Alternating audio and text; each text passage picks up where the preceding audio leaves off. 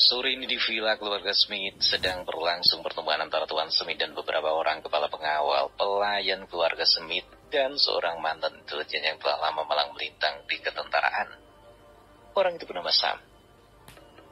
Sam yang dulu ketika masih aktif di dunia tentara sangat diandalkan oleh kesatuan ketentaraan yang disertainya.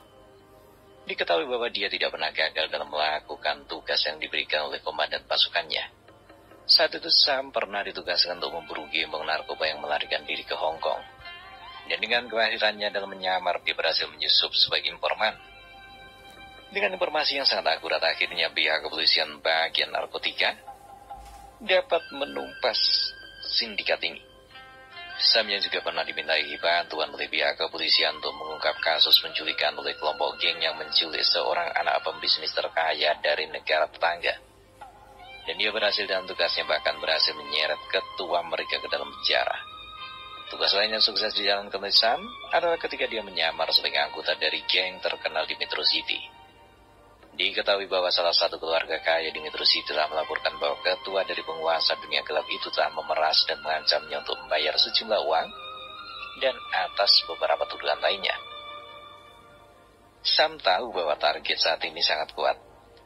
Maka dia pun segera mempersiapkan diri dengan sangat teliti, karena dia sering mendengar sepak terjang dari penguasa dunia gelap Metro City ini. Selain memiliki kemampuan bela diri yang tinggi, dia juga dikenal sebagai orang yang berdarah dingin. Dia bisa membunuh orang tanpa alasan dengan jelas. Orang ini bernama Draco, sang penguasa dunia bawah tanah Metro City yang sangat ditakuti. Dengan segala macam persiapan dan penyamaran, Sam berhasil masuk ke dalam komplotan geng ini. Sudah bukan menjadi rahasia lagi di kalangan orang-orang di Metro City bahwa Sam lah yang membuat perkumpulan geng itu mengalami kehancuran. Namun ini adalah pandangan orang-orang yang tidak tahu duduk masalahnya, walaupun bagaimanapun Sam dan Draco lah yang tahu apa yang terjadi. Namun buntut dari masalah itu menyebabkan Draco seolah seperti ditelan bumi. Tidak ada satupun di antara mereka yang tahu kemana Draco menghilang. Dia seperti lenyap begitu saja. Kabar angin yang simpang siur berembus dari berbagai arah. Ada yang mengatakan Sam telah membunuh Draco. Ada yang mengatakan bahwa Draco di penjara. Namun yang paling banyak adalah mereka mengatakan bahwa Draco telah menyinggung keluarga kaya di Metro City. Dan keluarga kaya itu telah membayar sejumlah besar uang kepada seluruh master seni bela diri untuk menghapuskan Draco dan komplotannya dari Metro City. Namun yang jelas adalah karena keterlibatan Sam lah, maka segala informasi penting dan kelemahan geng Draco berhasil diketahui. Singkat cerita, Sam adalah mimpi buruk bagi mereka yang berkecimpung di dunia hitam. Namun seiring berjalannya waktu, Sam kini telah tidak lagi bekerja sebagai intelijen angkatan tentara. Itu karena Sam mulai kalah bersaing dengan bakat-bakat muda yang lebih gesit dan tentunya lebih kuat secara fisik. Pada saat itu Sam mulai dilupakan, namun tidak untuk angkatan tua seperti Tuan Smith.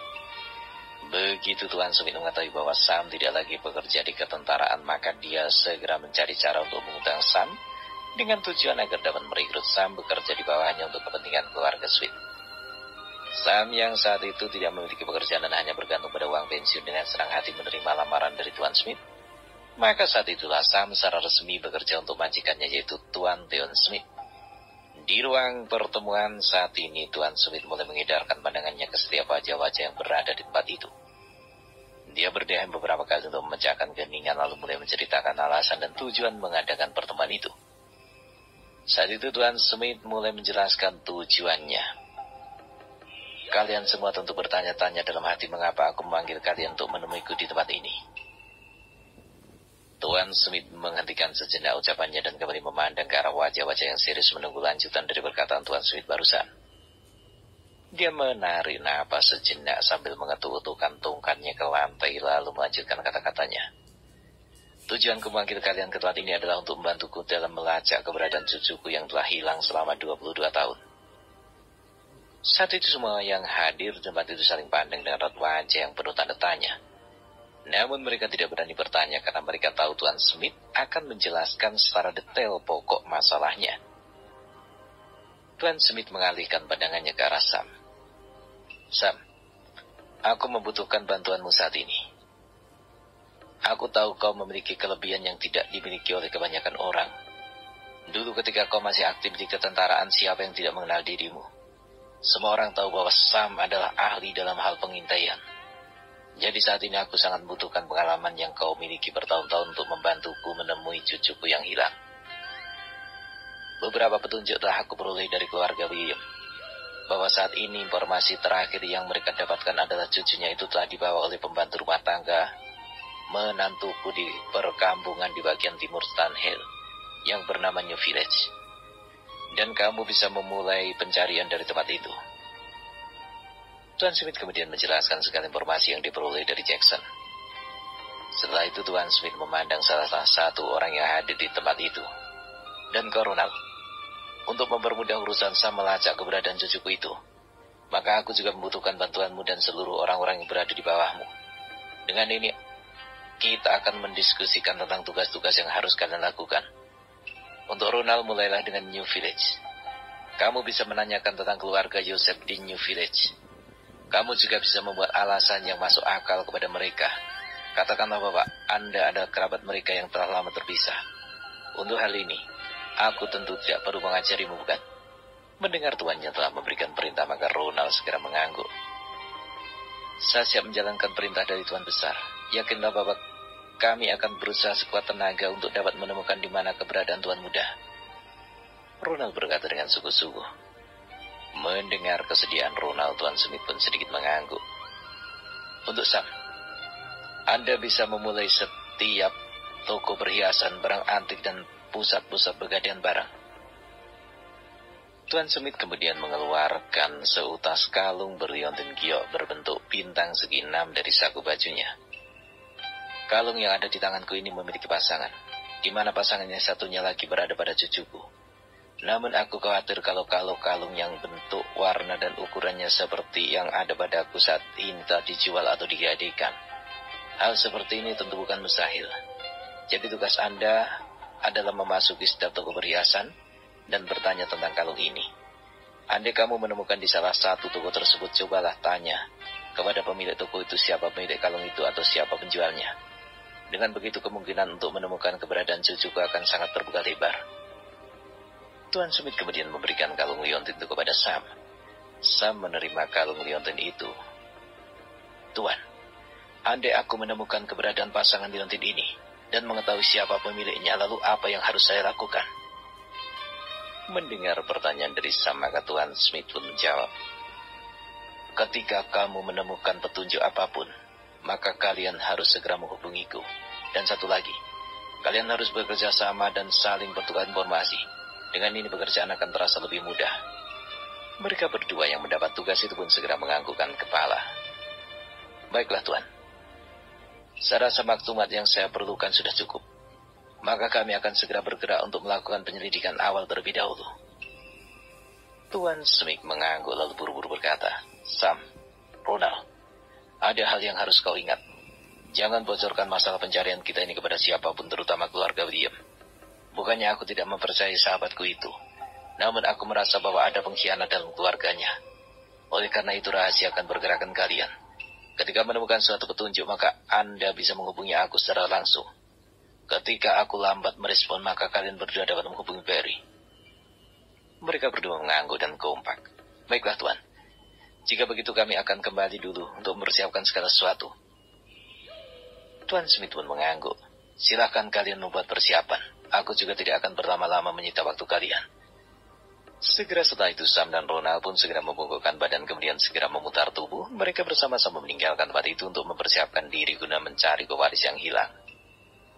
Di waktu yang sama saat ini Jerry sedang duduk di bangku panjang terbuat dari batu semen yang berada di taman kampus. Untuk saat ini benar-benar dia tidak tahu harus berbuat apa-apa. Tadinya dia berpikir bahwa setiap sore sampai malam dia akan bekerja sebagai pelayan setengah waktu di restoran bintang.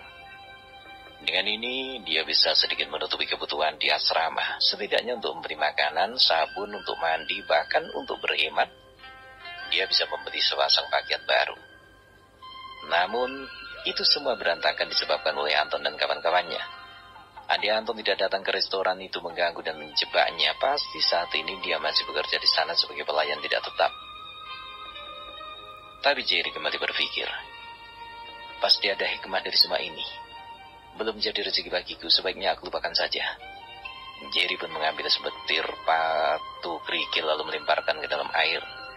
Tepat ketika kerikil itu jatuh ke kolam, tiba-tiba Jerry mendengar satu suara bertanya kepadanya. Sendiri saja, Jerry? Kemana teman-teman yang lain? Tanya satu suara dari arah belakang. Jerry memalingkan wajahnya mencari tahu sumber suara itu.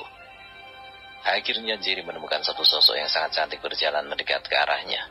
Lisa? Sapa Jerry sambil bangkit dari duduknya. Lisa tersenyum sambil melangkah mendekati Jerry dan duduk di sampingnya. Jerry sedikit gugup begitu Lisa duduk bersebelahan dengannya. Walau bagaimanapun dia merasa sangat gugup. Saat ini raut wajah Jerry menggambarkan kegelisahan. Jujur saja dia tidak pernah sedekat ini dengan Lisa. Lisa tahu apa yang berada di pikiran Jerry. Untuk memecahkan kebisuan dia pun berkata, "Kamu sendiri saja, Jerry?" Jerry pun gugup dan mengangguk. Iya, aku memang lagi sendiri." Lisa tersenyum manis. "Apa kamu tidak memiliki kesibukan sore ini?" Jerry menggelengkan kepalanya berkali-kali dengan sangat kaku. Ini terlebih lagi jantungnya berdebar-debar saat akan melompat keluar dari dadanya begitu dia melihat senyum manis di wajah Lisa.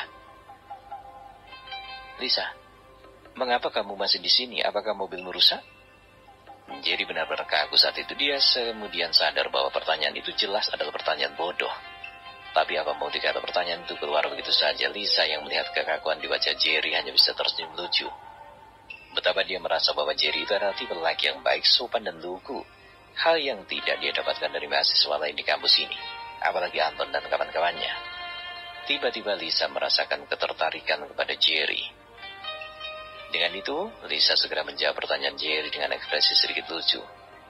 "Aku tadi dari perpustakaan. Saat ini aku, Rina dan Rico, sahabatmu, dan Jenny mengadakan rutinitas belajar berkelompok.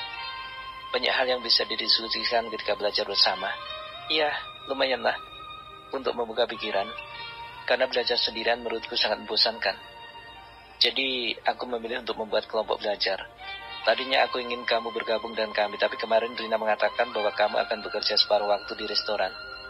Jadi, aku dapat mengerti dan memakluminya. Tapi yang membuat aku heran, mengapa kamu berada di sini? Bukankah kamu harus bekerja di restoran itu?" Tidak," kata Jerry menjawab pertanyaan Lisa. "Aku sudah tidak bekerja lagi di restoran itu." Lisa mengerutkan dahinya. "Mengapa, Jerry? Apakah restoran itu sudah memiliki pelayan tetap sehingga tidak menerima lagi pelayan separuh waktu?"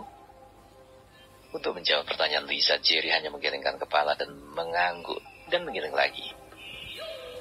Lisa mulai kebingungan melihat tingkah Jerry. "Jerry, apakah kamu baik-baik saja?" Lisa bertanya dengan ekspresi yang khawatir. Jerry segera menjawab, "Aku baik-baik saja, Lisa. Oh ya, tadi kamu bertanya mengapa aku tidak bekerja lagi di restoran itu ya? Itu karena restoran itu tak mendapatkan tenaga kerja penuh waktu. Jadi pihak restoran lebih mengutamakan pelayan tetap daripada pelayan sampingan seperti aku." Jerry pun berbohong. Jerry meringis dalam hatinya. Dia ingin mengatakan bahwa Antonlah penyebab dari kehilangan pekerjaannya. Tapi yang sudahlah, tidak ada gunanya menceritakan soal kejadian itu kepada Lisa. Karena sejujurnya dia tidak suka dengan berkata seperti itu akan membuat Lisa kasihan wadahnya. Jadi Jerry merasa cukuplah. Hanya dia yang tahu, akan tidak perlu lagi untuk memberitahu kepada Lisa tentang semuanya. Lisa pun mengangguk. "Jerry, jika kamu tidak ada kegiatan besok, apakah kamu mau bergabung bersama dengan kami untuk belajar kelompok?" Jerry ingin mengangguk, tapi ketika itu satu suara di belakangnya membentak. "Lisa, untuk apa kamu dekat dengan kucing kurap itu?" Kata satu suara itu dengan lantang. Lisa dan Jerry sama-sama terkejut dengan suara itu dan sama-sama memutar badan untuk melihat ke arah suara itu. "Anton?" kata Jerry dan Lisa secara bersamaan.